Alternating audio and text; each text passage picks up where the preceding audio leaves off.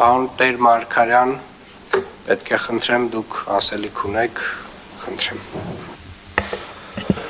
Պարոն քաղաքապետ, հարգելի գործընկերներ, սիրելի նորնորքեցիներ, օրեր առաջ նորնորք վարչական շրջանում տեղի ունեցած սադրանքը եւ դրա հաջորդած գործողությունները դարձան լայն քննարկման առարկա եւ հասան Հայաստանի Հանրապետության թիվ 1 ամբիոն, որտեղ սկսվեց քննարկվել իմ անձը եւ հանուն մանդատի ճամբարից ճամբար թռած նման երևույթներ սկսեցին քննարկել իմ վարքագիծը։ Համոզված եմ, որ դրան հաջորդելու է եւ դառնալու է շահարկման առարկա այն, որ ես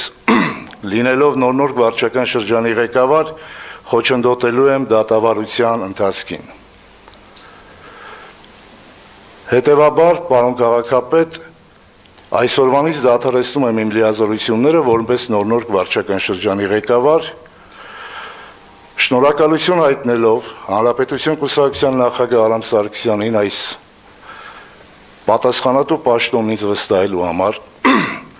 շնորհակալություն եմ ուզում հայտնել ձեզ արդյունավետ աշխատանքի եւ համագործակցության համար,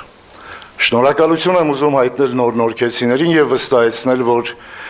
բոլոր այն խոստումները, որ տրվել են իմ կողմից, դառնալու են իրականություն, եւ խոսքս ուզում եմ ուղղել եւս մեկ անգամ ազգային ժողովում ծվարած որոշ մանդատագողերին։ 2026 թվականը սարերի հետևում չի։ Մենք հանդիպելու ենք 2026 թվականին եւ 2026 թվականին ես մասնակիցն եմ լինելու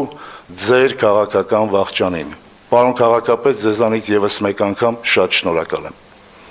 Շնորհակալ եմ, պարոն Տեր Մարգարյան, շնորհակալ եմ եւ գնահատում եմ ձեր որոշումը։ Եվ պարոն Տեր Մարգարյան, հարգելի գործընկերներ, ես միգուցե կրկնվեմ, բայց շատ կարևոր է արձանագրել, որ մեր աշխատանքը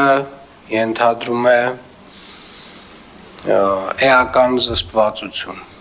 Ենթադրում է զսպվածություն պայմաններում, երբ մեզ անընդհատ եւ անդադար սադրում են եւ այդ սադրանքները անընդհատ եւ անդադար շարունակվելու են։ Ես շնորհակալություն եմ հայտնում ձեզ ձեր կատարած աշխատանքի համար, պարոն Տեր Մարգարյան։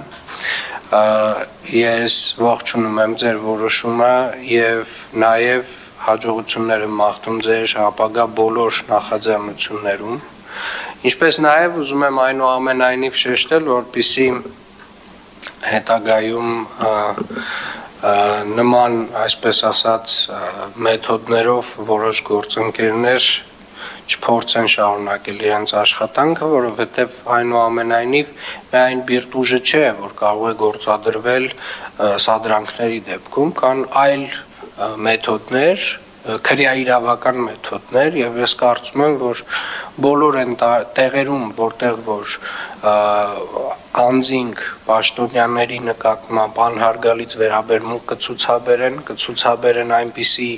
վերաբերմունք, որը որ արդեն կանցնի քրեական օրենսգրքի որոշ հոդվածներով, ես ձեզ վստահեցնում եմ, որ արդեն մեր բոլորիս ուշադրությունը շատ ավելի շատ սևեռված է լինելու այդ տեսակ վարքագծին։